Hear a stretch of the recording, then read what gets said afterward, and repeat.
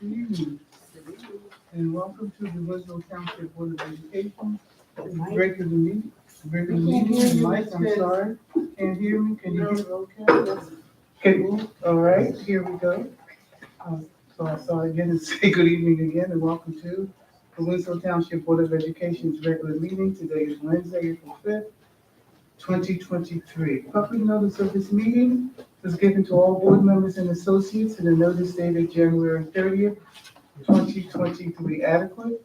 An electronic notice of this public meeting has been provided specifying the time, place, and manner in which this meeting is being conducted. It was advertised in the Courier Post, posted in all schools, the administration office, the municipal building, the library, the Bud Duval Center, Edgewood Acres, Elmtown, and the Winslow Township Post Office. And this is our mission statement.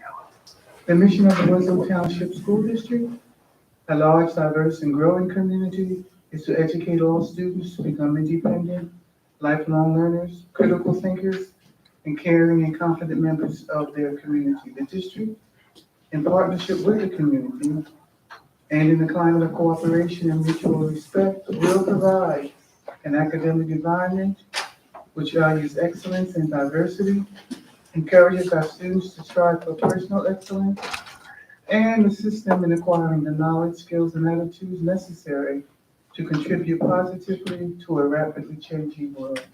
Roll call, please. Ms. Dredden, Ms. Dredden is ill this evening. Ms. Esposito, Here. Ms. Martin, Ms. Martin will be joining, but she'll be coming late. Ms. Moore, Present. Ms. Nieves, Present. Mr. Thomas, Here. Ms. Thomas, Present. Ms. Peterson, Ms. Peterson will not be joining us this evening. and Ms. Pitts. Present. We have a quorum. Thank you. Can we stand for the pledge of allegiance? I pledge allegiance To the flag of the United States of America and to the republic for which it stands, one nation, under God, indivisible, with liberty and justice for all.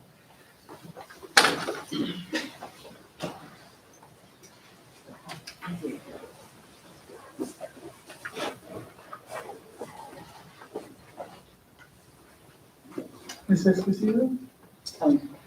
District goals, 2022-23 district goals. Student achievement. Continue to implement best practices for delivering instruction to students utilizing all available and appropriate instructional models. This shall include ensuring articulation at all grade levels throughout the district, focus on innovative classroom instruction at all grade levels, ensuring all students have equal access to equipment and resources needed to facilitate and promote student learning in any setting. Evaluation and updating all district programs, including athletics and extracurricular activities, accountability of all district staff. 2, continue to foster safe and positive school environment that is conducive to teaching and learning. Focus on building relationships among staff and families that will result in increasing learning and more effective instruction by promote communication and feedback opportunities. B, emphasis on collaboration with all district stakeholders. C, promote an inclusive, diverse, and compassionate learning environment. 3, market our strengths and achievements to all stakeholders to increase capacity for greater parent-caregiver community support. A, continue with our public relations marketing plan. B, continue to work with the various advisory committees in the district. Focus on refining our communication methods to better market our school district. Thank you, Ms. Esposito. Moving now, board members to page 2 with awards and presentations. And tonight is a particular night for the board because we're going to present our plaque to one of our esteemed former board members, Mr. John Shaw. And so, Mr. Shaw.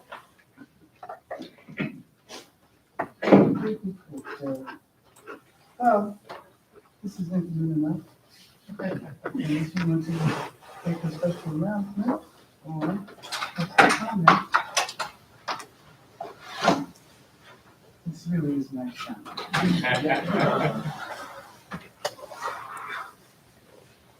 Hey, John.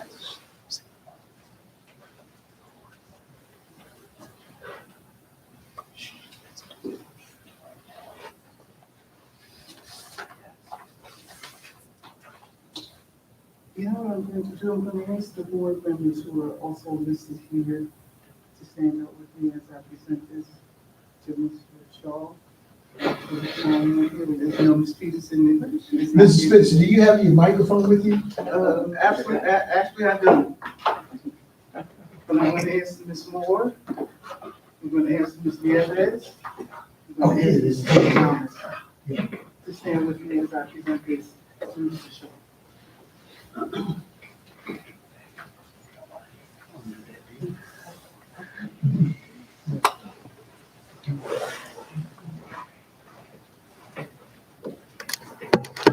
John, I'm going to first hold this so that everyone can see it. It's just terrific. This is beautiful.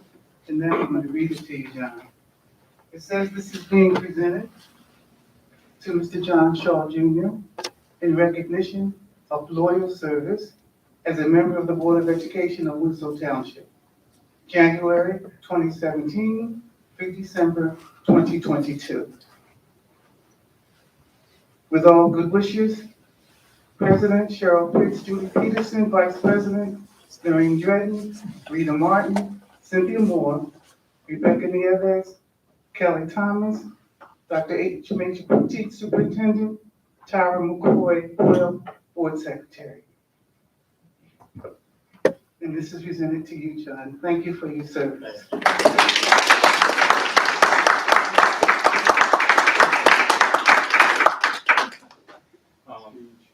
I just want to thank everybody. It's been my pleasure and for all the years that I was a part of the board, to serve the community and the children, the staff, and just the whole Winslow Township School District community. I'm speechless right now. You know, it truly, this is humbling, and honestly, it's been my pleasure to be a part of the school district. You know, my family has helped out along the way, and it's just been my honor to help and serve with each and every one of you. Thank you very much.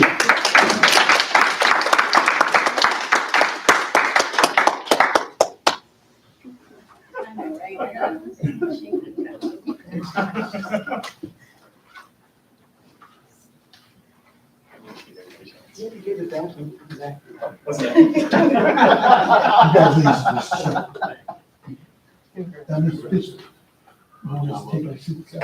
Yes, at this time, our second presentation is going to be done virtually. And as you can see, we have the screen down, so board members, I'm going to ask that we remove ourselves and sit in the front row so that you're able to see it.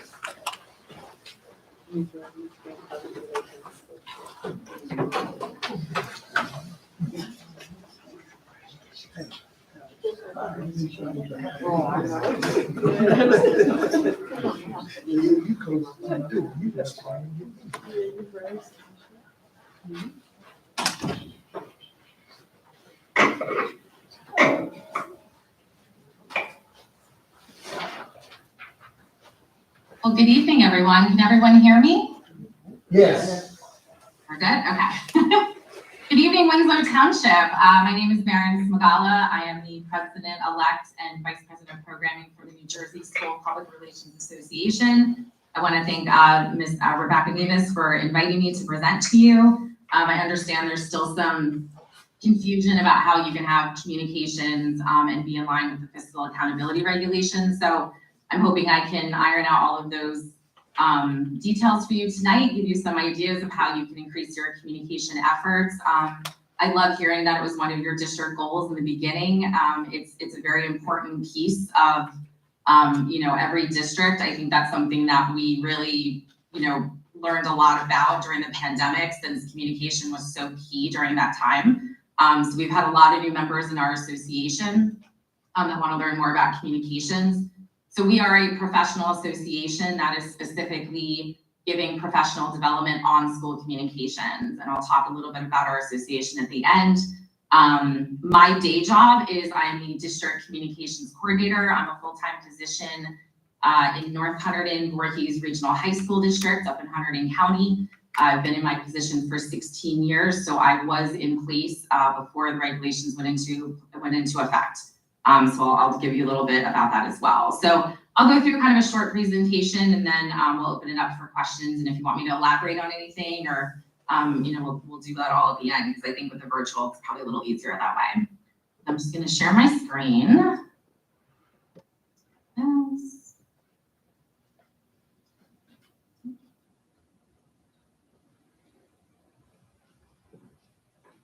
Okay, so everybody can see my screen? We're good? Yes. Thank you. Okay. So yeah, we're going to talk about communications and being in compliance with the fiscal accountability regulations. We want to separate fact from fiction. So first, we want to really talk about the difference between public relations and communications, because the Department of Education in their fiscal accountability regulations specifically defines what public relations activities are. And they define them as they include activities directly relating to promotional efforts that advance a particular position and or communicate information to the news media, school district community at large through means such as press releases, press conferences, newsletters, flyers, mass community mailings and emails, television and radio broadcasting, and school-related community events. This is a very specific definition, and I really want you to understand that communications, which is like what my position is, it's so much more than just this specific definition of PR. Because when you're doing proactive school communications, that is your public information. Your taxpayers really deserve to know what's happening in your schools. A lot of times we just communicate, we have to communicate about our budget, capital projects, maybe a referendum, but your communications should really be ongoing throughout the school year. We really want to share with our communities what's going on in our schools. So like I said, school communication is much more than public relations. Every district has an obligation to communicate with all of its stakeholders, parents, students, staff, community members without children. The role of a school communications professional is so much more than that. So I've put some examples down here that are not public relations. So none of these are going to count towards the accountability regulations. So we have districts that, branding, if you want to do a new logo, new color palette, your communication planning every year, community relations, crisis communication is huge, whether it's, something like happened unfortunately in Nashville last week to just something that maybe you got in the paper for, something a student did, staff did, whatever, that's a crisis. It could be small, large, very large. Some schools need help with grant writing, internal communication to your staff, obviously public health communication we all did, social media, websites, surveys. None of this counts, like I said, as PR. Specifically for recruitment, we kind of think of that usually for vocational technical schools. However, a lot more school districts, and I believe your area of New Jersey is kind of one of them, where you might be losing students to private schools, charter schools. Some students stayed virtual. So the more that you can communicate, it's going to also lead into, keeping your enrollment up and recruiting new students as well. So like I said, I wanted to just get that to start to show you the difference between communications and PR, because it is very specific in the regulations. So let me review specifically the regulations in regards to public relations, because there's two major areas. So in section 5.2 of the fiscal accountability regulations, this really deals with that each district board of education needs to establish by policy a strategy to minimize the cost of public relations, as well as professional services. And then obviously you are going to establish a maximum dollar limit in your annual budget for all types of professional services, including public relations. So if you were thinking of doing a bond referendum or maybe strategic planning, and you want to put some money aside to maybe hire a firm to help you with that communication effort, that's just something you think about, because obviously you have to put that in your budget as we do pretty much everything else, right? So this is just one part of the regulations.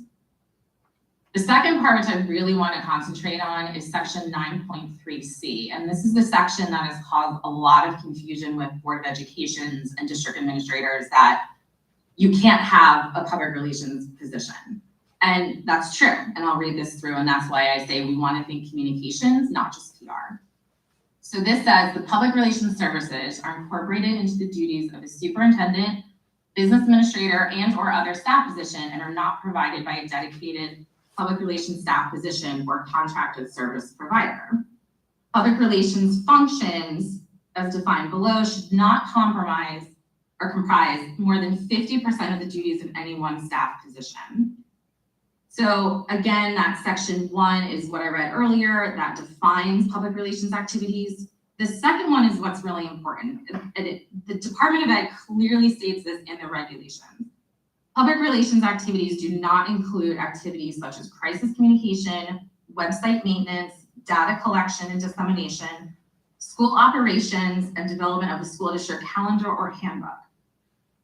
So if you were thinking maybe down the road, if you have some room in your budget, if you were going to add a staff position, you want to clearly define that it's a communications position, and any little bit of PR that they may do in that position is definitely less than 50% of their duties. So for instance, I said, I was already in place. I was hired 16 years ago. When the regulations went into effect, I did sit down with my superintendent and my business administrator. We went through my job description.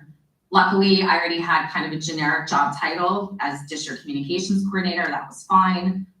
We just kind of tweaked my job description to clearly section out that the PR activities were a very small part of my job.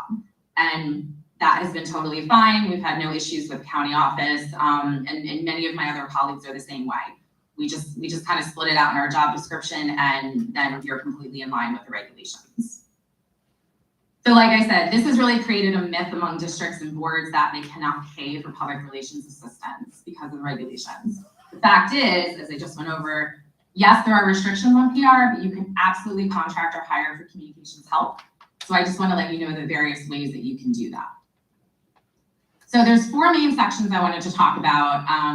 So basically, like I said, you can hire a full-time or part-time communications professional. You can create a hybrid position. So some of our members are communications with technology or with HR, and it's a hybrid position. You can also contract for shared service. Hayden Township School District actually has a communications consortium. So that is a shared service that you can absolutely contract with. Or you can contract with a private agency, especially a lot of school districts I know do for bond referendums. So I just want to describe a little bit more about the different ways that you can have communications help. So like I said, with a staff position, it can be really essential if you can fit a full-time position in your budget, communicating all of your district's great news. I mean, let's face it, we have rock stars in all of our schools. We want to showcase how awesome our teachers are, our students are. You want to have somebody that hopefully you have on staff that can push out all that great news. Any new initiatives that you're implementing in your district, your programs, budget, capital projects, really putting your mission and vision statements out there, showing your brand, all of those. So if you're thinking about doing a full-time position, just like I said, a couple things with the job description, just make sure that it is focused on communications and not specifically on PR. Make sure that those small PR functions like the press releases, newsletters, that is definitely less than 50% of the total responsibilities. Also consider using a generic job title. A lot of our members really fall under communications coordinator, community outreach coordinator, or public information officer. Public information officer seems to be a popular one because it is also a role that you need in your emergency management plan. So it's definitely a job title that's not gonna be flagged by anything. So like I said, you can think about some various responsibilities beyond PR. So the person can do your crisis communication, manage your parent notification system, maybe do your staff intranet, your website, communicate with your staff, help you with recruitment, keeping your enrollment numbers up, manage your social media, and do strategic planning. And just, to think, a strong communicator, really a person with really strong communication skills can really fill many needs within your district. So me as an example, I came on board really just focused on communications, but since I've been there, I've been pulled into drafting the comprehensive equity plan. I was the internal coordinator for strategic planning effort with New Jersey School Boards Association rep. I've managed our policy manual for many years. I do employee ID badges. So, if you have a need within your district office, it might be something that you can fill with a communications person who can also fill all of those other gaps. So just trying to get you to, think about some other ideas here. So for the hybrid position, like I said, we have a couple members. One is the Director of Technology and Communications, and we have a couple that are Human Resources and Communications. So they have a hybrid position. The only thing I would say is just use caution because you really want to find someone who has a strong skill set in both areas. Some are, kind of just better at one and not two. So these are very, really smart members that we have. So they're really excelling at both. So just something to think about as well. We've also had a lot of school districts, especially with the regulations when they went into place, they added webmaster into the job title. So it clearly showed it's not just a PR position. So some of our members are communications managers slash webmaster. So it's just another idea as well. So if, staff positions maybe not in your budget right away, or it's something you want to just look at down the road, something you can do sooner than later is, like I said, you can contract for a shared service or with a private firm to help you with communications. You're absolutely allowed to do this. You just can't contract specifically for PRs. You can't hire someone just to send out all your press releases and do your newsletters. They would have to do communication services. Like I said, you'd establish that budget in your annual budget every year. Some examples of districts that have used shared services or hired a private firm. Bond referendum is the big one. You're communicating with a lot of people trying to get those votes. So that's been a big area where I've seen districts hire communication agencies or hire a shared service. If you want to rebrand, sometimes it's great to have a little extra help with that as well. Planning your communications each year, partnerships, crisis communication, grant writing, professional development. So for instance, if you want to get someone in to help train your administrators to deal with the media, that's also a great shared service that you can hire someone to help you do that. Maybe plan out your social media for the year. They can create a social media calendar for you to kind of see what you want to post in different months. Website content support. So there's a lot of different areas that you may need that you can obviously look for a shared service or a private firm to help you. So just a shout out, obviously, for JSPRA, as we call ourselves. We would love to change our name to School Communications Association. However, we are a state chapter of the National School Public Relations Association, so we have to kind of stick with that title. If there's anyone who would like to join or even just come to one workshop, like I said, we do specifically workshop topics on school communications. So we have a good mix of communication professionals, superintendents, other admin, or technology staff. Your membership would include 3 full-day workshops. Networking is huge. We have a great Google group. We share all kinds of templates and get advice, and there's no need to reinvent the wheel with us. We've got a lot of collective experience among our members. Then we have an annual meeting. We also run school communication awards. The membership will get you a couple of award free submissions. And we also award a communicator of the year. And then obviously you can also look at the National Association as well if you would like some additional professional development help. So that's kind of a quick overview. This is my contact information. I'm happy to take questions now, but if you think of anything down the road and you want to send me an email, that's completely fine. So, the other thing too is I know Rebecca said you guys might think about a stipend position. I've seen that in a lot of districts, especially with social media.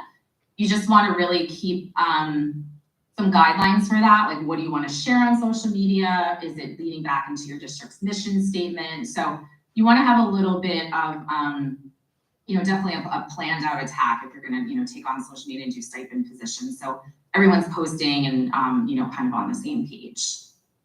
So I'm going to unshare my screen so I can see all of you. So does anyone have any questions or want me to elaborate on anything further? Yeah, I have a question. Yeah. What is the biggest hurdle when outsourcing this position? I think the biggest hurdle is usually just money. You know, everybody's really on board with communications and they want to do more, but the budget's usually the biggest problem. Like I said, that's why I was trying to just throw out some ideas to try to combine it with something else, or, you know, if you can fit the money into your budget to maybe hire a firm and just have them come in and just kind of maybe get you started with a communications plan or a social media strategy, that's a great way to start. Okay, I have a short question. Is it possible at all that you could share your presentation with us or send us just a copy of it so that as we're Yeah, discussing? absolutely. Yeah, I can share it with Rebecca. She can share it out if that's okay.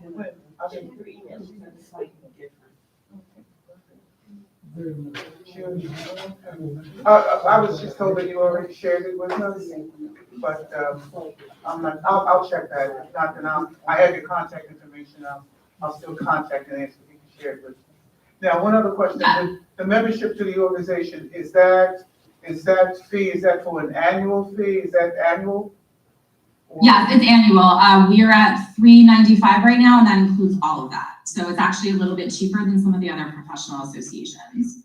And we can also do a group membership. So let's say maybe the superintendent and a principal want to come, or, you know, a technology person. You can also flip-flop if you want to buy one membership and then say you want to send, you know, maybe the superintendent wants to attend for this topic, and then we're talking about social media, so maybe a technology person wants to come. You can also flip-flop the people too.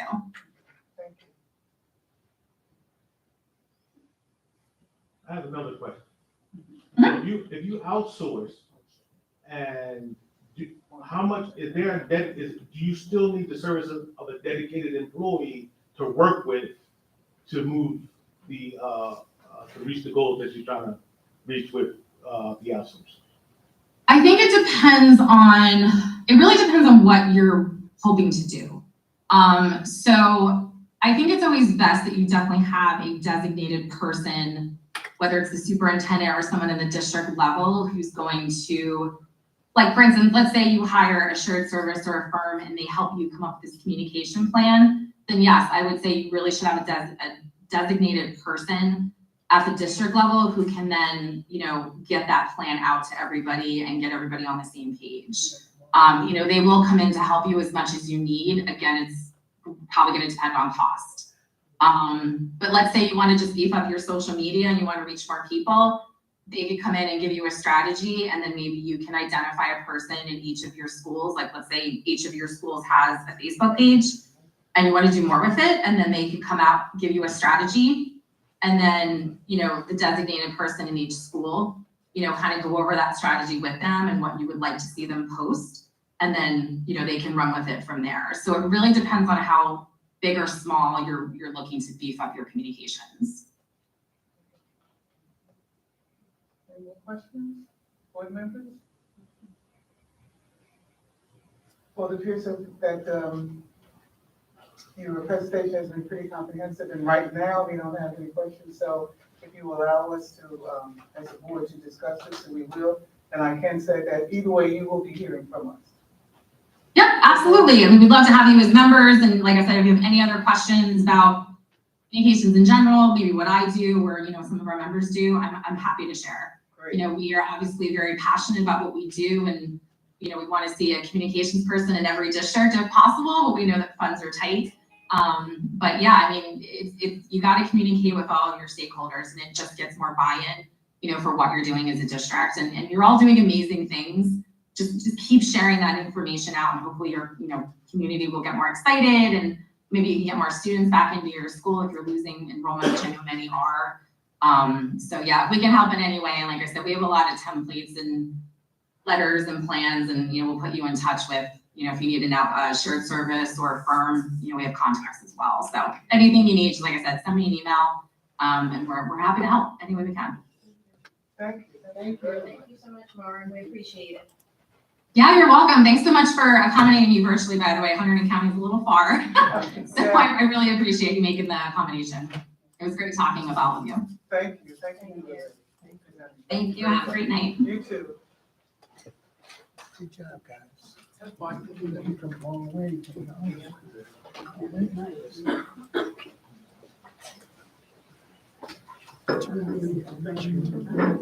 All day long. Oh, shoot.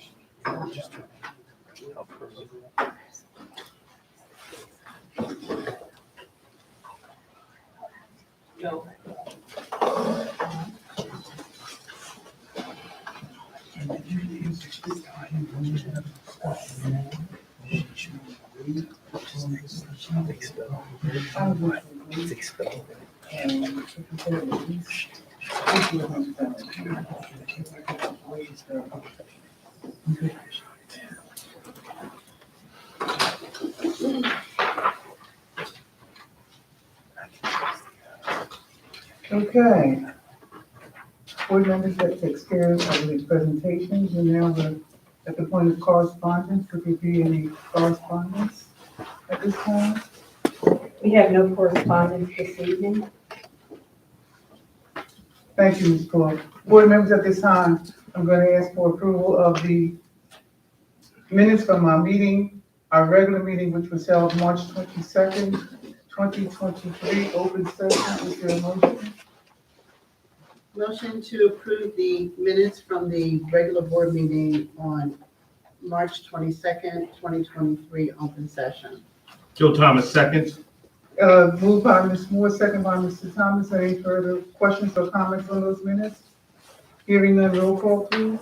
Ms. Esposito, Yes. that's Ms. Martin. Yes, she has a right here. Okay. Ms. Moore, Yes. Ms. Nieves, Yes.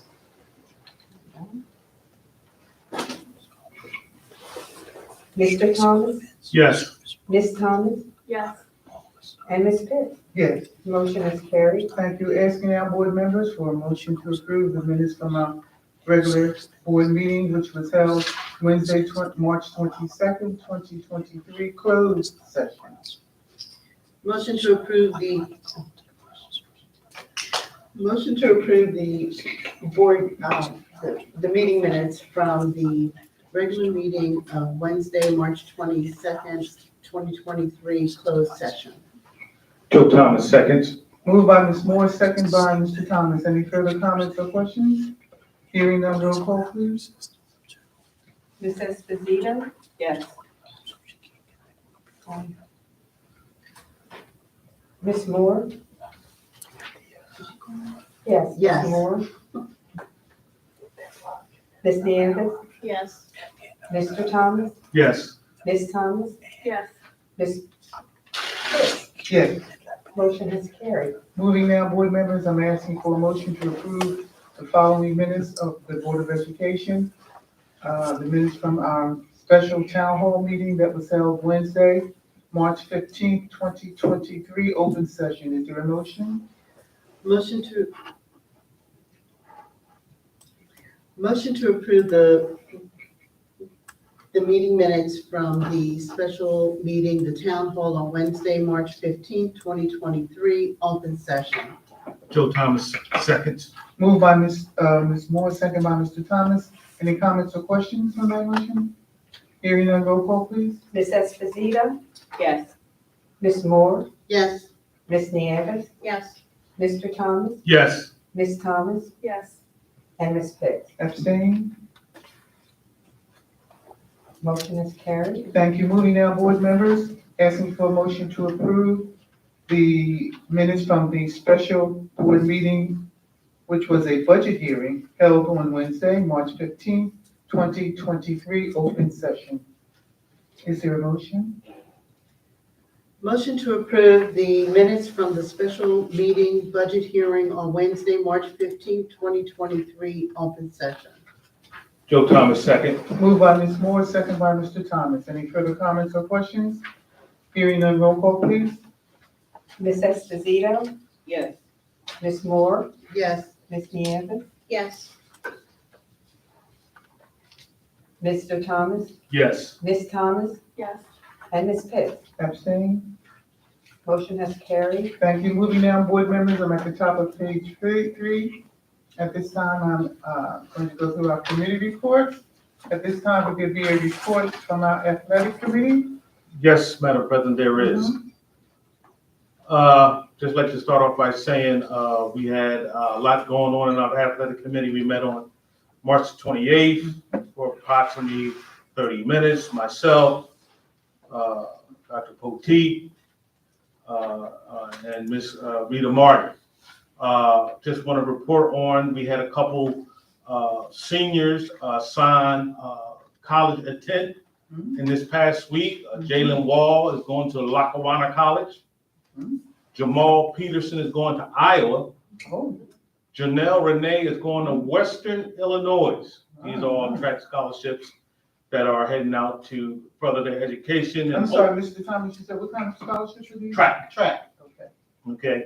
Opening day for spring sports was yesterday. Track, baseball, lacrosse, and softball. Track has, including with the girls' track team, had an unprecedented amount of signees. They had over 80 participants come out for track on women's and guys. Baseball had 38 players sign up for baseball. So women's lacrosse and softball is also doing well. Baseball, we had our first game. We're 1-1. We beat West Hampton 16-14. A lot of runs on that. Okay. All right. Okay. Also, we had our boys tennis. They're 1-0. They beat Washington Township yesterday, and they got Cherry Hill West tomorrow. Winslow softball, we're 1-0. They beat Camden 19-1, Oh. and they got their next game is coming up on the 12th. Winslow baseball, I'll tell you about that. We got Winslow girls lacrosse. Their first game was actually today against St. Joseph. Boys tennis, they had a game. Their first game was yesterday where they won 3-2. And boys lacrosse, their first game was today also. And I think that concludes our athletic report, and Winslow is still winning. All right. Way to go, Winslow. Thank you, Mr. Thomas. Will there be a report out of the education committee at this time? Okay, hearing none. Will there be a report out of our operations committee? All right, hearing none. Will there be a report out of our marketing committee? Yes, I'll actually be reading that. Okay, hear that. Okay, so the date of our meeting was March 22nd, 2023 at 3 p.m. via Zoom. Present was myself, Mr. Davis, and Ms. Moore. Absent was Mr. Thomas. We discussed Women's History Month. We have researched women who have made significant contributions to education. This information has been provided to the district. Posts to the website and Facebook page have been ongoing throughout March. 2, for the town hall meeting that was held on 3/15. The topic was mental health and social emotional learning, SEL. The presentation was excellent. However, although we advertised this event using several sources, the attendance was very low. We would like to propose having the presenter return for another presentation before the end of this school year. It was suggested that we have the presentation at the administration building in order to provide a better live stream and encourage online participants to use a chat box for questions which we read by us, which I think that is on our agenda to approve tonight for May. So we're Yes, it very is. happy to see that. I wanted to thank Mr. Davis. I had asked for some Google Analytics to be run on our website, and he did provide that. Unfortunately, the results were not encouraging. He was able to break down individual school pages and the number of visits. Percentage of total website visits was no greater than 3% for any one school, and I believe that was the high school. The school with the lowest number of website visits was 0.5%. The takeaway being that parents and caregivers are not utilizing the district and school websites, and it currently is not the best mode of communication. For the strategic marketing plan, we did reach out to Dr. Poteet, and we did have that meeting today, 4 or 5 at 5:30, where we discussed updating and implementing our strategic marketing plan. Number 5, Diversity, Equity, and Inclusion Committee. We are waiting for details from the township regarding the Juneteenth and Winslow Family Day celebrations. Once that information is received, we'll schedule a meeting with the Diversity, Equity, and Inclusion Committee to discuss collaborating for those events. Number 6 is honor roll. Students who achieved the honor roll for the first and/or second marking periods were posted on the website and Facebook page. These accolades were well received by parents, grandparents, and other family members, as well as community members. 7, the electronic billboards. Prior to our meeting, Mr. Thomas suggested that we make more use of the electronic billboards in our area to highlight student achievements. He has contacted the company that owns the billboards to discuss an affordable arrangement. It was suggested that we include our valedictorian and salutatorian and superintendent awards recipients in addition to others. Number 8, prepping for testing. NJSLA testing will be 5/1 to 5/26. We will post helpful links on test prep and test anxiety. We would like to have reminders posted on the billboards if possible. The marketing committee is also making a recommendation to the board in regards to a board member meet and greet.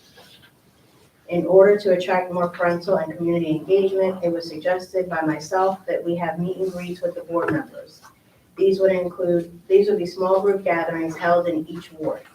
Suggestions for meeting places in each ward were made, including parks, public buildings, churches, and others. We would like to have these in June before everyone scatters for the summer.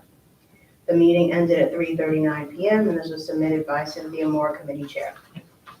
Thank you, Mr. Yves. Any questions or comments with regards to our marketing committee? Yeah, I do. I actually have a couple of questions, well, not questions, comments, maybe suggestions. Okay, Mr. Esposito? So, in keeping with our, one of our district goals to engage our stakeholders, you know, when I'm listening to, well, I did have actually one question. When you gave percentages about the website hits, that's percentages of what? So we had a difficult time with, because a lot of the hits that we were getting was teachers visiting the district website in total because they have to log in and for HR purposes and all that. So Mr. Davis, I think what you had done was look at the school analytics, you know, parents logging into Genesis, that sort of thing, where it would be There's a parents. parent page. The parent page only. So out of the total number of hits on the website, only those percentages were actually going to the parent portions of each school's website. Okay, that's, so it's a rough. Yeah, it's not an exact, because like Mr. Davis said, the data is going to be skewed because again, the teachers are logging in, other staff, you know, and it's for other purposes. That's where all of our logins are. So one question or one thought that I had is, are we sure or do we know that the information on the website is information that parents need, that parents want? So, and my suggestion would be that maybe that would be an opportunity for us to engage parents in some sort of focus group or conversation around what is it that parents want on the website? You know, are they able to find what they need on the website? Maybe that's one of the reasons that, you know, website hits are low, is that, you know, parents aren't able to find it. You know, when we look at a website, if you're somebody who's creating a website, of course you know where everything is, right? But if you're somebody who's coming to it cold, then the logic of where everything is placed on the website maybe isn't so apparent. So it might be a good idea to maybe get some feedback from stakeholders, from families, other people who access the website to see if A, the information is easily accessible to them, and B, if it's the information that they need. The second comment suggestion I had to do with the SEL presentation. I was there that night and it was excellent. And on my way to the SEL presentation, from where I live, I had the opportunity to pass the soccer fields, which were packed that night. So I know that we have over 700, you know, students that participate in soccer. And with those students are their families.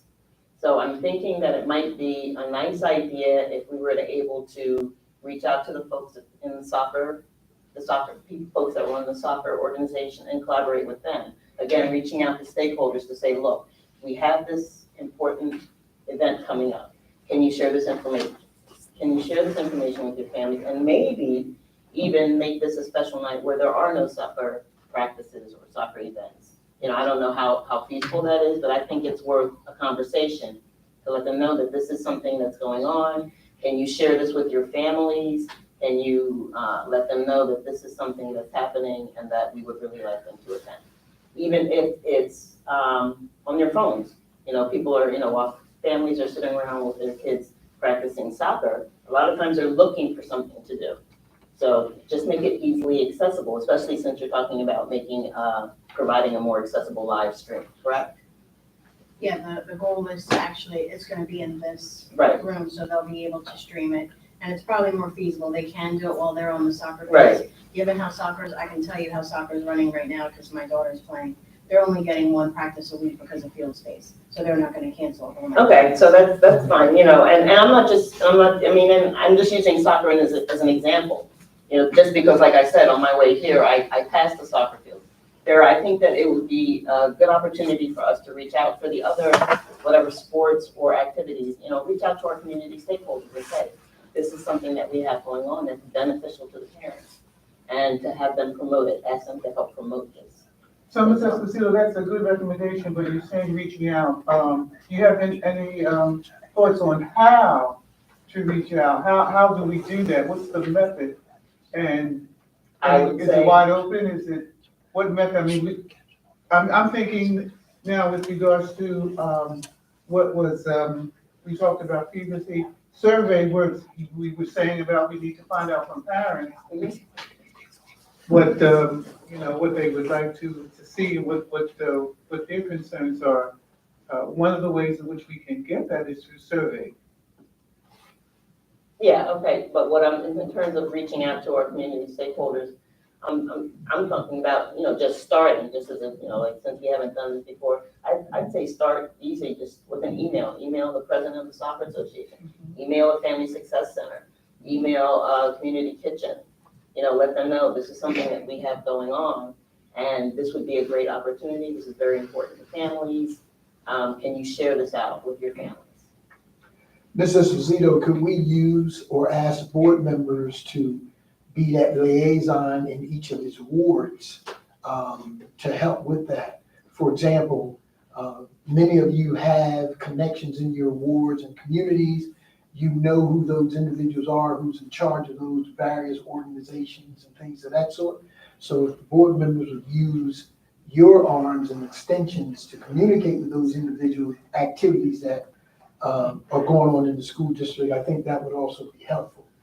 Absolutely. I think that would be quite helpful. In fact, that, it was a great program that night. We turn around and bring it back, within less than 2 months. Did we get any other buy-in from stakeholders? Because I know it wasn't that well attended that forced the hand to say that we should bring her back so soon. Well, that was as a request of the board members and those individuals who were present. The parents who were here said that they thought it was an excellent idea. Could we have another opportunity? Can she come back? Because you couldn't cover everything in that one meeting. Right. Then, of course, board members who were present stated that we would like for her to come back. So we took the initiative. I called, asked her to look at her calendar. She said she was available. So in the interim, what I think I hear Ms. Esposito saying is there are at least one representative per organization out there, just contacting that one or two individuals for each organization so they can help us get the word out that evening. Am I going in the right So direction? I think that that's something that we can do in addition to the school district reaching out, but I think it would hold more weight if it came from the school district, letting them know that this is something that we are doing and we would like to partner with you.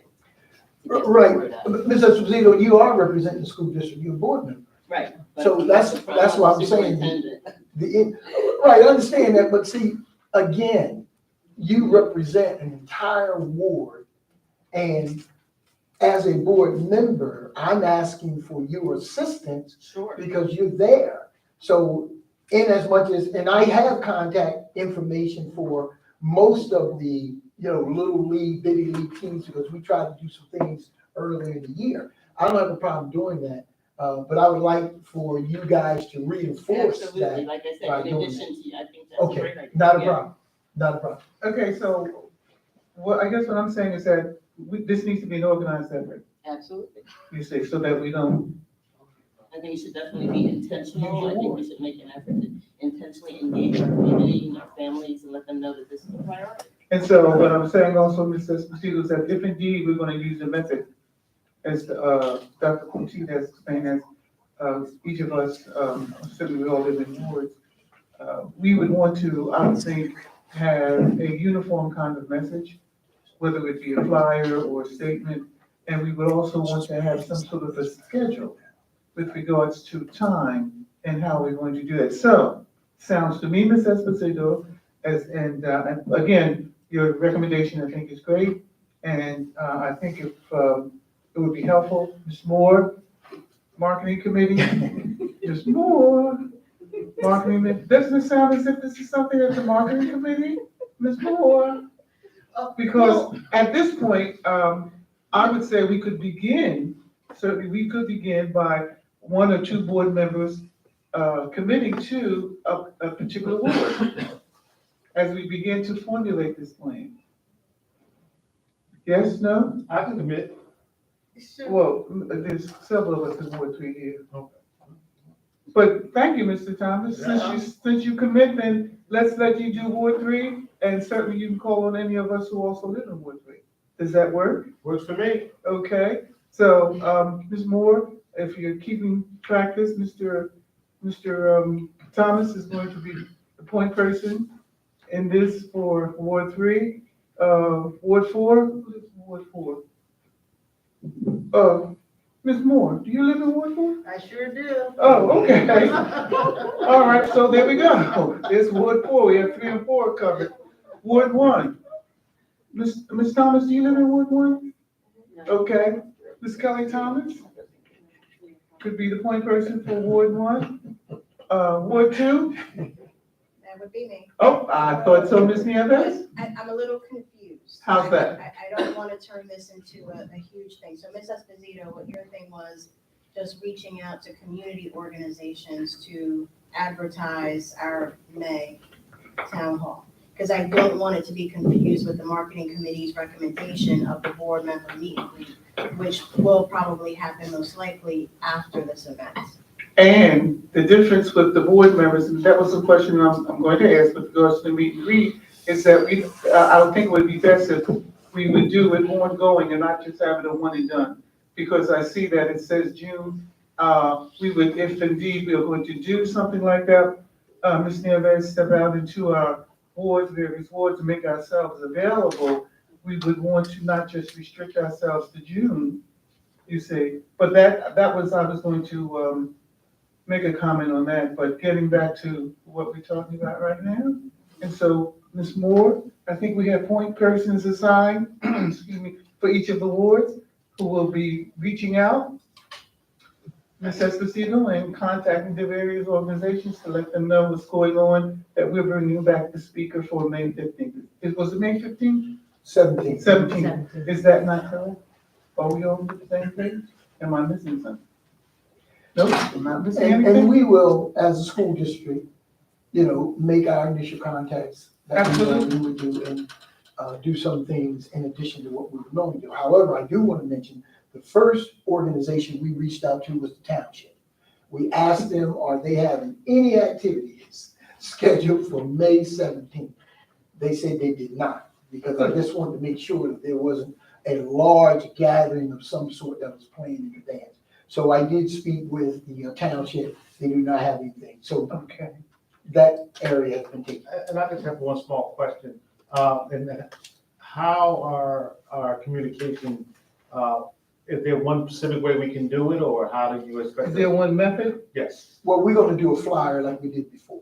We can provide you with flyers. You can Okay. you can use that as your initial contact or conversation. At least have something you can, and everybody have the same information on the flyer. So that way the message would be the same. Right. And so I would ask Mr. Thomas and all the other board members for the wards that you would also let the board know what other kind of method, what other kind of means of communication that you may have planned other than the flyer, because we're talking about May 17th.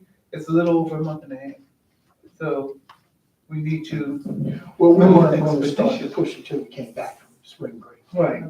And so, and this, coming back from spring break, that's April 17th, so it'll be an exactly 1 month. So, Ms. Moore, Yes. just for my, excuse me, my memory, could you just tell me who the point people are for each ward?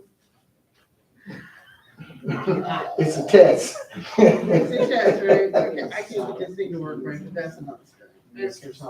So, Mr. Thomas for Ward 4. No, No, Ward 3, I'm sorry, I read that wrong. Ms. Martin and myself for Ward 4. Ms. Thomas for Ward 1, and Ms. Nieves for Ward 2.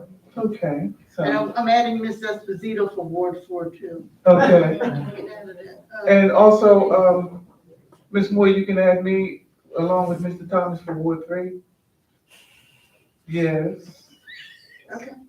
Okay, anybody else want to join the, I just want a clarification because I think this kind of got muddled about how we're doing this. Are we specifically reaching out to organizations that are, or groups that are in our wards?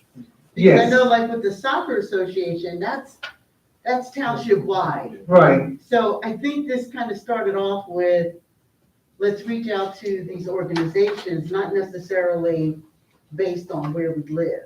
So, District. I'll tell you what, I'll take the soccer association.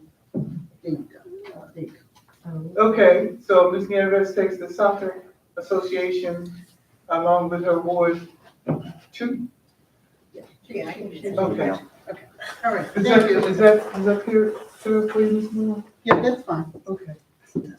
So I just want to, there's two separate things, and I don't want the board member meet and greet to get lost in this, because that's going to take, I think, a lot more coordination and planning, because, we're going to have to find a location, we're going to have to advertise this, pick a date, that sort of thing.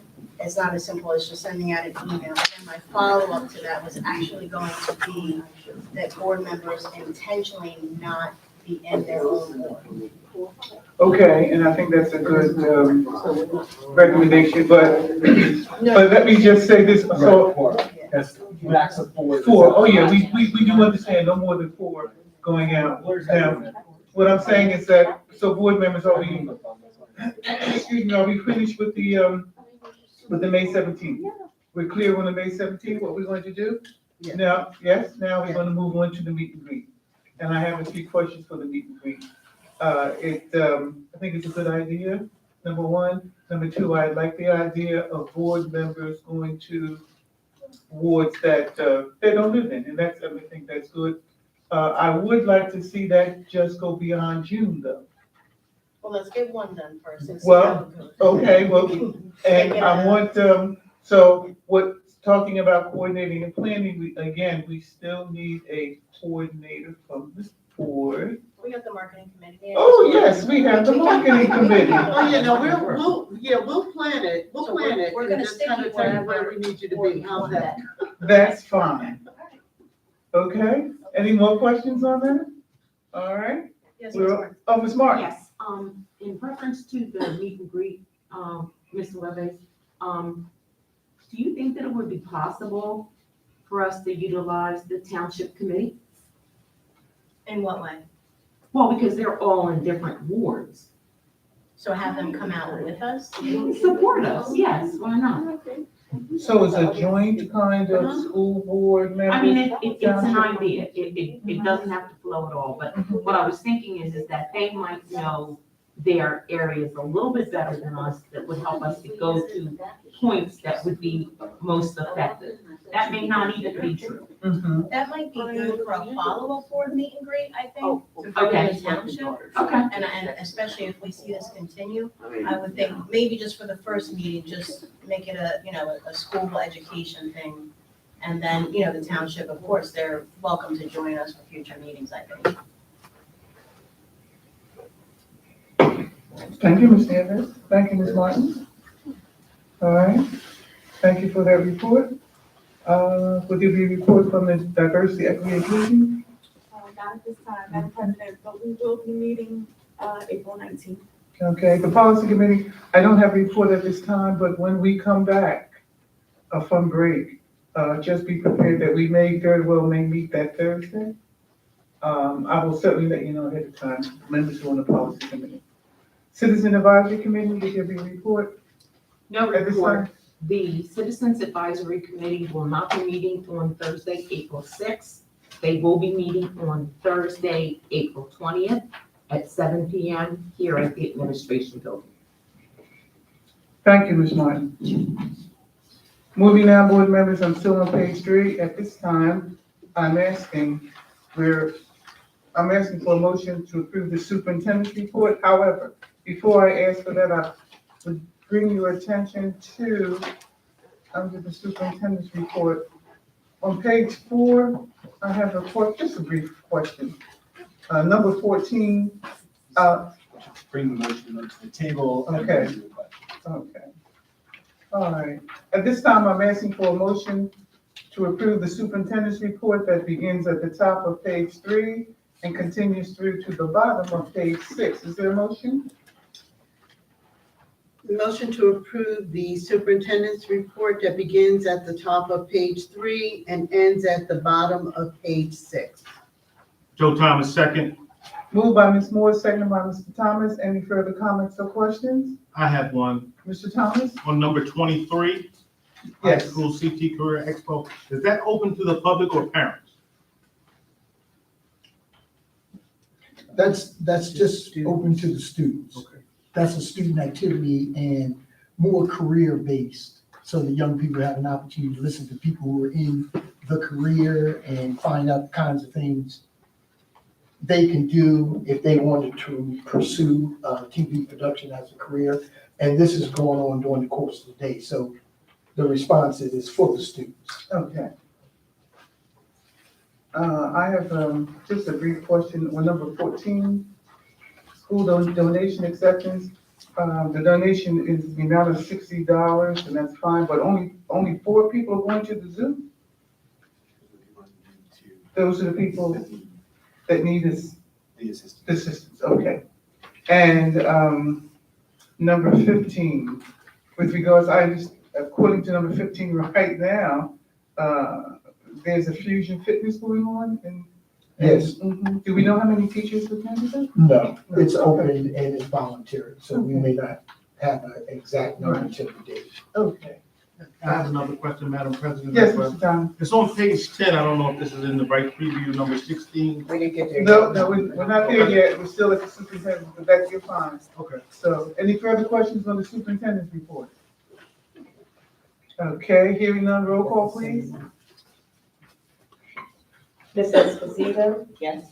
Ms. Martin, Yes. Ms. Moore, Yes. Ms. Neander, Yes. Mr. Thomas, Yes. Ms. Thomas, Yes. and Ms. Pitts. Yes, Motion has carried. thank you. Moving now, board members, I am at the top of page 7. And before I ask for a motion on that, I'm going to draw your attention to page 8, number 11, where it shows items charged. There's 3 of them listed. The last one, it says Service Tire Truck Center. We're going to table that. Okay, and just one other addition, I would say, in this report, page 9, number 14, where the board members are listed for the 8th grade dialogue. Mr. Thomas was in attendance at the 8th grade dialogue also. Okay? Right. So therefore, at this time, board members, I'm asking again for a motion to approve the business administrative board secretary's report as amended that begins on page 7 and continues through to the middle of page 11. Is there a motion? Motion to approve the business administrator board secretary's report that begins on page 7 and ends on the, in the middle of page 11 with, As amended? as amended. Thank you. Thank you, Ms. Moore. Is there a second to the motion? That's Joe Thomas, second. Moved by Ms. Moore, second by Mr. Thomas. Any further comments or questions? Yeah, number 16, new student activity account. Just a little explanation on what's that about. Mr. Thomas, we have a new athletic director, and she would like to open up a student activity account where the students will be conducting fundraisers in order to earn money, and then what they're going to do is start giving out scholarships for the students that participate. I think she did name one of them a Team GPA Championship Award. So that's why she just wanted to open up a student activity account. Just a great idea by our new ED. I thought it came from you. Yeah, I did too. Indirectly. Any further comments or questions? On that, hearing none, roll call please. Ms. Esposito, Yes. Ms. Martin, Yes. Ms. Moore, Yes. Ms. Nieves, Yes. Mr. Thomas, Yes. Ms. Thomas, Yes. Ms. Pitts. Yes. Motion has carried. Thank you. Moving down, board members, I'm asking for a motion to approve the personnel report as it appears in the middle of page 11. And as you can see, it continues through to the middle of page 17. Is there a motion? Motion to approve the personnel report that begins in the middle of page 11 and ends at the middle of page 17. Joe Thomas, second. Moved by Ms. Moore, second by Mr. Thomas. Any further comments or questions? Hearing none, roll call please. Ms. Esposito, Yes. Ms. Martin, Yes. Ms. Moore, Yes. Ms. Nieves, Yes. Mr. Thomas, Yes. Ms. Thomas, Yes. and Ms. Pitts. Yes. Motion has carried. Thank you. Moving now, board members, to our addendum. It says always on the pretty pink sheet, and I believe that we have had an opportunity to read through it. So therefore, board members, at this time, I'm asking for a motion to approve the Business Administrative Board Secretary's report as it appears on our addendum. The Business Administrative Board Secretary report begins and ends in the middle of page 1. Is there a motion?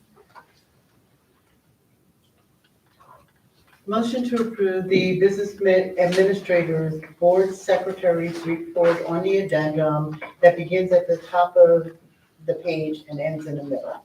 Joe Thomas, second. Moved by Ms. Moore, second by Mr. Thomas. Any further comments or questions? Hearing none, roll call please. Ms. Esposito, Yes. Ms. Martin, Yes. Ms. Moore, Yes. Ms. Nieves, Yes. Ms. Thomas, Yes. Mr. Thomas, Yes. and Ms. Pitts. Yes. Motion has carried. Thank you, Ms. Bowles. Board members still on the addendum, asking for a motion to approve the superintendent's report as it appears on the addendum, beginning and ending on page 1. Is there a motion? Motion to approve the superintendent's report on the addendum that begins in the middle of the page and ends at the bottom of the page. Joe Thomas, second. Moved by Ms. Moore, second by Mr. Thomas. Any further comments or questions? Hearing none, roll call please. Ms. Esposito, Yes. Ms. Martin, Yes. Ms. Moore, Yes. Ms. Nieves, Yes. Mr. Thomas, Yes. Ms. Thomas, Yes. and Ms. Pitts. Yes. Motion has carried. Thank you, Ms. Bowles. Now, board members, I'm at the top of page 18, our Open Public Records Act. Ms. Boyle? Yes, Madam President, we received and responded to 2 requests. The first one was from Mr. Roberts from Tri-State Office. Mr. Roberts requested copies of programs that the district was possibly using. He was looking for such items as IT help desk, inventory management, and package asset tracking management, software, IT help desk. And he's saying these things would be used in the mailroom, facilities, and IT departments. That request was denied because those records do not exist. He also asked about lease or purchase or package delivery or smart locker equipment. That information was denied because the documents do not exist. We don't have them. They wanted a copy of our mailroom equipment lease or purchase order if applicable. That was denied because we do not lease our mail equipment. We actually own it. And he also wanted a copy of the lease showing the type of mailing equipment, monthly, quarterly payments, and the date of the signed agreement. The thing that we did provide were the quarterly payments, but we're not paying for the the copier through a lease, we're paying for the meter. So that, those records were supplied. The second one came from Yvette Castro. She wanted certified payrolls for the projects where we are replacing the walk-in refrigerator freezers at schools 3 through 6. And she wanted them from Levy. The request was for all from the beginning to the end of the project, and the list of subcontractors. Everything was provided with the exception of the certified payrolls. They were provided to date, but not to the end of the project because the project is still ongoing. And that concludes. Thank you, Ms. Broad. Moving now, board members, to our informational items. Dr. Cote? Yes, Madam President, members of the board, I have a few information items. I'm going to pass down to board members a copy of a draft letter that I intend to send out tomorrow morning to the parents of the high school students. The purpose of my letter, is that enough going down? Yes? Okay. The purpose of sending, or reason I am going to be sending a letter out to the parents at the high school, over the past few weeks, we've had an increase in disruptive incidents at the high school. We've had an increase of fights, physical assaults, disruptions of the education process. When we call parents, we've had situations where parents got involved in pursuing students. We've had parents going after parents. The situation has reached a point where the staff at the high school are very concerned about the education and learning environment. I think at this point, ladies and gentlemen, we cannot continue to tolerate this type of behavior in our schools. The disruption has gotten to the point where our staff are concerned as to whether or not we're going to be able to continue to move forward. So the letter that I have in front of you, I wanted to make sure, one, you are aware of the action that I'm taking, that I am, of course, asking to involve the board and our solicitor in the process. The letter reads as follows. Dear high school parents, we have had an increase in disruptive incidents at the high school that has become a major concern for the staff and students. We will no longer tolerate the behavior of students and parents who disrupt the educational process at the high school and jeopardize the safety and security of staff and those students who come to school to learn. Therefore, effective Monday, April 17th, 2023, students who are involved in fights, physical assaults, especially towards staff, and those who continue to be disruptive in school will be suspended up to 10 days and charges will be filed according to their violations. Repeat offenders and their parents will be required to attend a hearing before the school board to determine if the student will be allowed to return to school or be expelled for the remainder of the school year. Parents who come to the school and participate in these unlawful activities will also be charged and banned from the school. Students who have already been identified for a hearing will be contacted by the superintendent of schools, which we will discuss somewhat in length in executive session.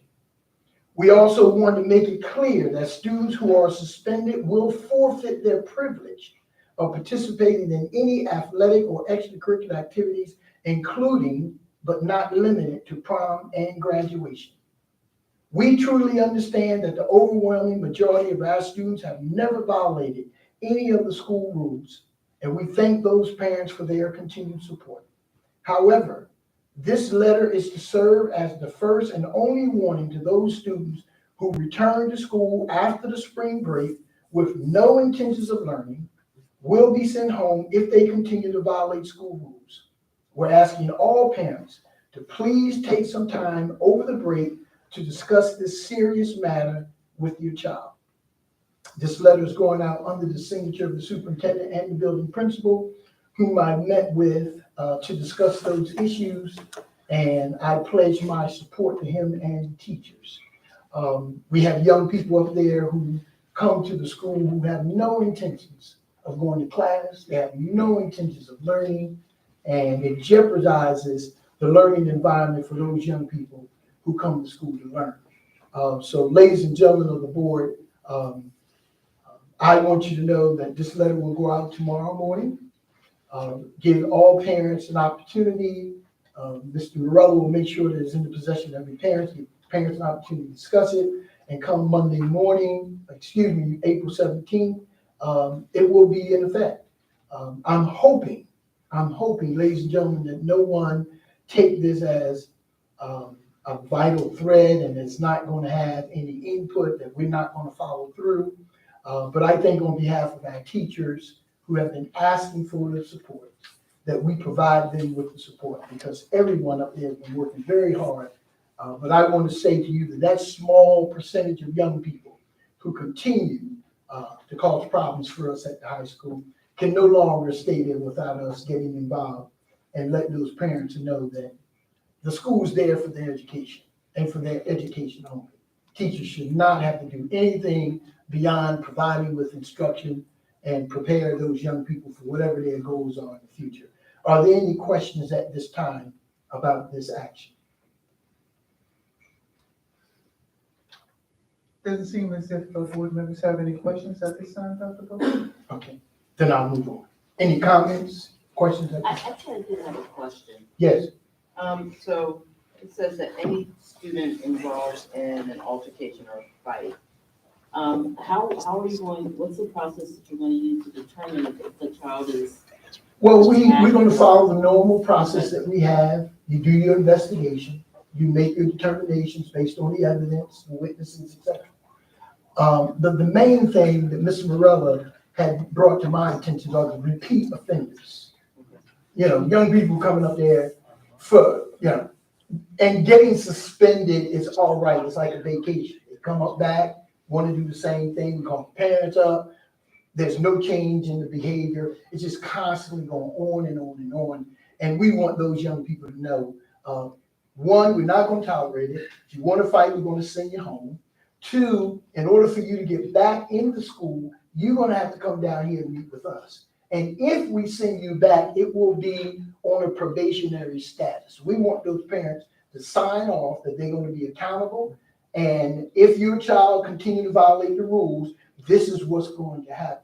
But I think with these remaining months of school, which are crucial because we have testing coming up, final exams, these young people getting ready, seniors in particular, some of the most important times of their lives are beginning to happen for them. And this type of behavior needs to be addressed, truly needs to be addressed. I'd just like to say, I never thought we would get to this point where we would have to, send out such a letter, but I support your proactiveness in this, and you have my full support. Thank you. I'll move on to my second item. I want everyone to know, Mr. Morell also shared with me this morning that at the end of our board meeting, last board meeting, our student representative was approached by a parent, and she felt really uncomfortable. The nature of the conversation was one that she felt that should not have been brought to her. I asked Mr. Morella, why didn't she report it to us that day? But at this point, she did tell her parents are concerned. And I just want to say publicly that our student representative is only here to report out on student issues and things of that sort. Any issues that a parent may have about the high school must be directed to Mr. Morella, but at a board meeting, they should be directed to me. That kind of approach to a student is just way out of line. That's not her purpose for being here. And she felt really bad about that, and she was very, very uncomfortable about that. And I told Mr. Morella, I don't know, who the person was, but I just wanted to say publicly that that is not the role of our student representative. That's not her role. She's not here to address issues at the high school. She's here to just report out, and if there's any issues or concerns that a parent may have of a student, they need to address them to the administration or here to me.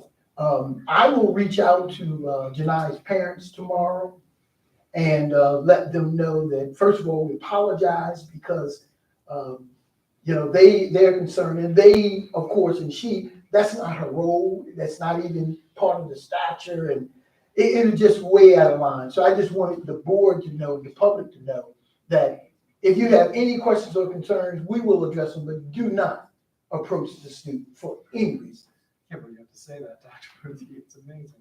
Right, well, I didn't find out until this morning, when I met with Mr. Morella, and I said, my God, Mr. Morella, you serious? He said, yeah, and I'm thinking, wow. But I will follow through, and call her parents tomorrow. Very good, Dr. Poteet, because we do not want to discourage at Yeah, all yeah. our students from stepping up and being a part of what we do here as board members. Exactly. And do we have any idea as to the content of the We comment? can't talk about that. Right, at this point, but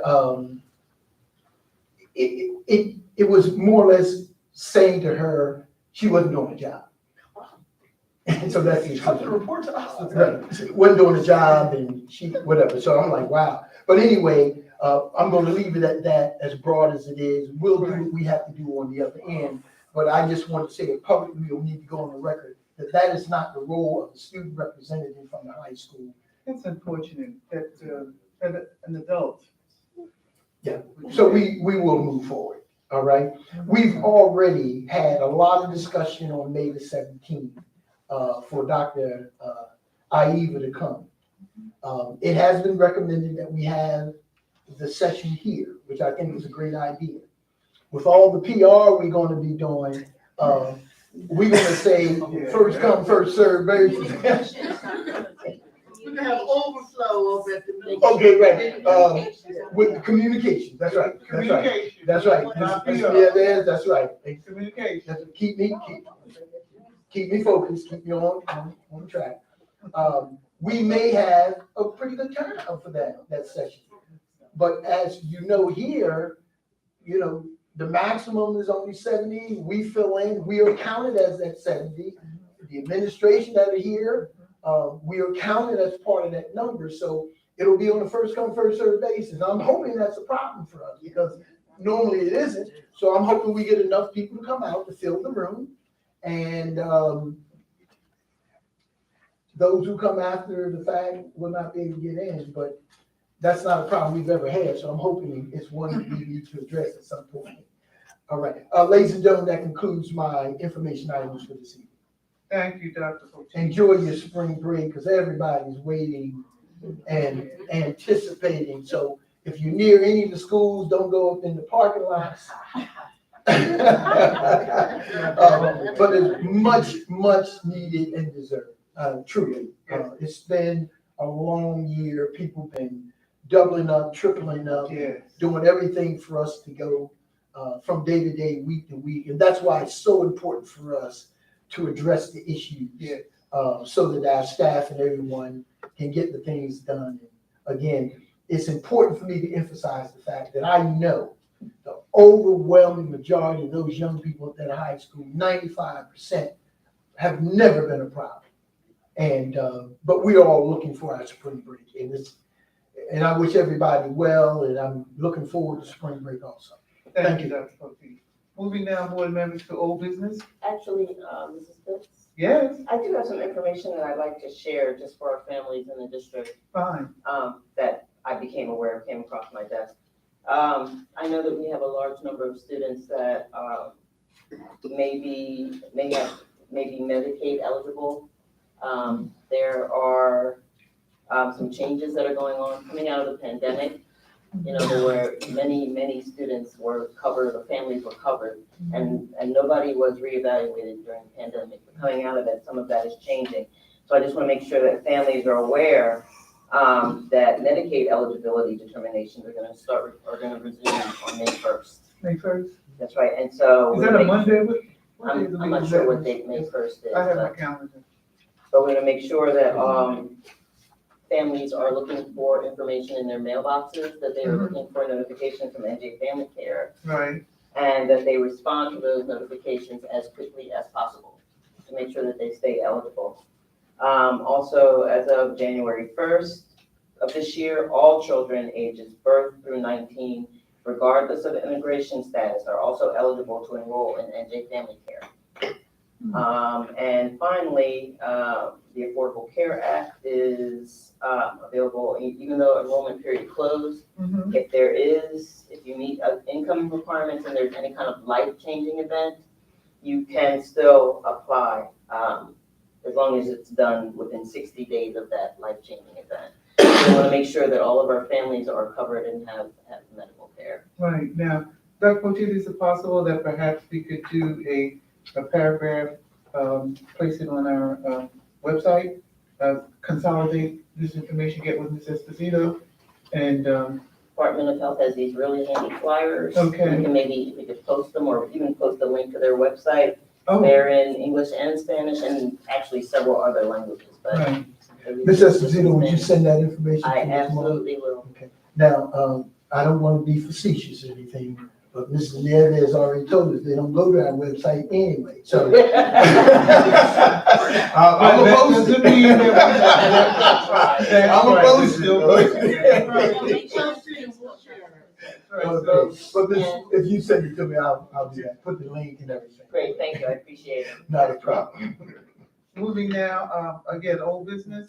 I would just want to, with regards to old business, board members, remind us, those of us who may not have submitted our completed our financial statement, we only have until April 30th. And if you're having any problems uploading it, as I did, but anyway, just contact Ms. Boyle. But again, the deadline is April 30th, and they are serious about that, very serious, okay? The only other old business board members, I know at our last board meeting, I had indicated that we would be going over our board self-evaluation at this meeting, but I'm going to ask for your indulgence, and that we take a minute, not a minute, but that we reschedule that for our meeting when we return from our spring break. And I also want to, for board members who may not be fully aware of the policy in our bylaws that covers that, it's bylaw number 0134.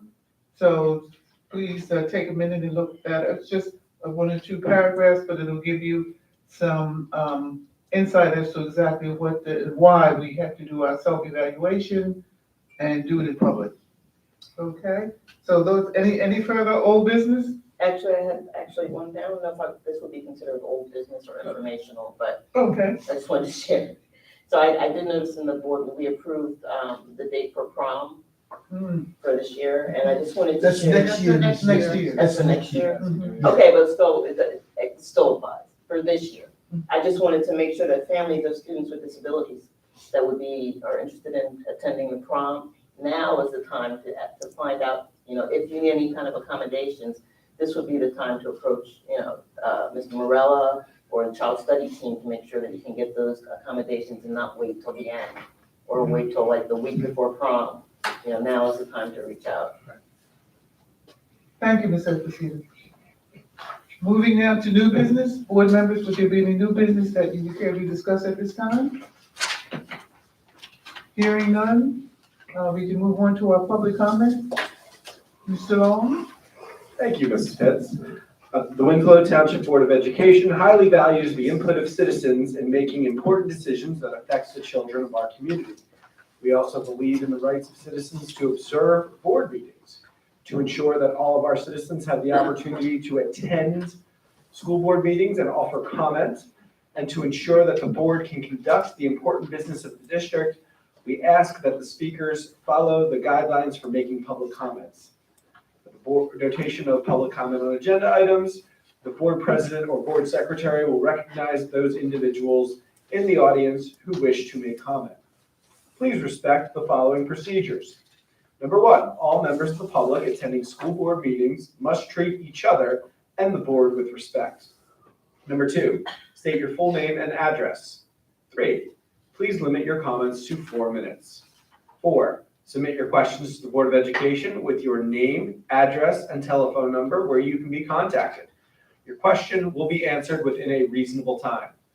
5, individuals offering citizen comment are not permitted to make personal attacks on any district employee, board member, other testifier, or member of the public. Thank you, Mr. Long. Board members, at this time, I'm asking for a motion to approve our moving into the public comment portion of our meeting. Is there a motion?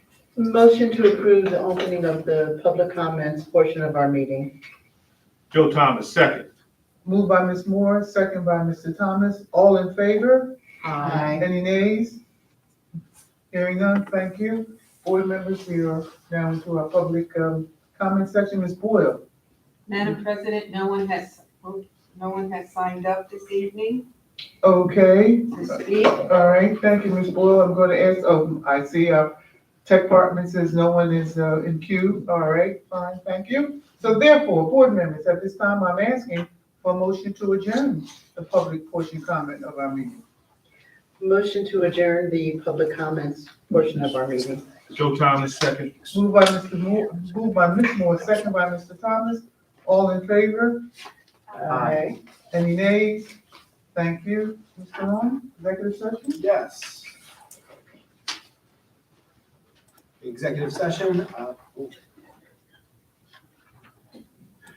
Executive session, whereas the Open Public Meetings Act, NJSA 10:4-6 exec requires all meetings of the Winslow Township Board of Education to be held in public, except as set forth in NJSA 10:4-12B, which provides for 9 types of matters that may lawfully be discussed in executive session, i.e. without the public being permitted to attend. And whereas the Winslow Township Board of Education has determined that certain issues set forth below are permitted by NJSA 10:4-12B to be discussed without the public in attendance and shall be discussed during an executive session to be held on April 5th, 2023 at 8:30 p.m. And whereas the 9 exceptions to the public meeting set forth in NJSA 10:4-12B are listed below, and the items to be privately discussed that fall in such exemptions shall be identified and written. And after each exception is a space for additional information that will disclose as much information about the discussion as possible without undermining the purpose of the exception as follows. Mr. Boyle, are you ready? I have the whole thing ready to go. I'm talking about, I know the. Citation. So I'll do the. I can say you can do the Reader's Digest. I can do the Reader's Digest version. I'm just making sure that I had it ready to go. I was Yes, prepped sir. for it. I knew this was my moment in the sun tonight, Dr. Poteet. And you have it. And the normal guy had me ready. He had me ready. So it is one matter under exemption number 1, any matter which by express provision of federal law, state statute, or rule of court shall be rendered confidential and excluded from the public discussion. The legal citation to the provisions at issue is NJSA 18A:37-2, and the nature of the matter described as specifically as possible without undermining the need for confidentiality is student disciplinary matters. And Dr. Poteet, I don't believe there will be any action following. We will just be resuming the meeting, coming out and adjourning, and I believe a 20-minute estimate. Would that sound about right, Dr. That's more Poteet? than enough, yes. More than enough, so it'll be approximately 20 minutes. No action. We will be only returning to the public session to adjourn the meeting. Thank you, Mr. Long. And Madam President, before we leave, I just want to commend our tech department, truly. Because if you know from whence we started to where we are now, to have a virtual presentation, we've come a long way. But those gentlemen have really worked hard to get us to where we are. It wasn't an easy situation. They prepped, did all the things that were necessary to make this happen. And I would be remiss if I didn't at least thank them for putting it all together and making that happen. Thank you. Thank you. Thank you. Therefore, board members, at this time, I'm asking for a motion to approve our moving into executive session. Motion to approve our moving into executive session. Joe Thomas, second. Moved by Ms. Moore, second by Mr. Thomas. Roll call, please.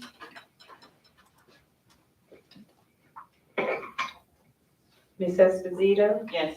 Ms. Martin, Yes. Ms. Moore, Yes. Ms. Nieves, Yes. Mr. Thomas, Yes. Ms. Thomas, Yes. and Ms. Pitts. Yes, Motion has carried. thank you, Ms. Boyle. We are ending our public session and we're moving into our executive session. I only have one.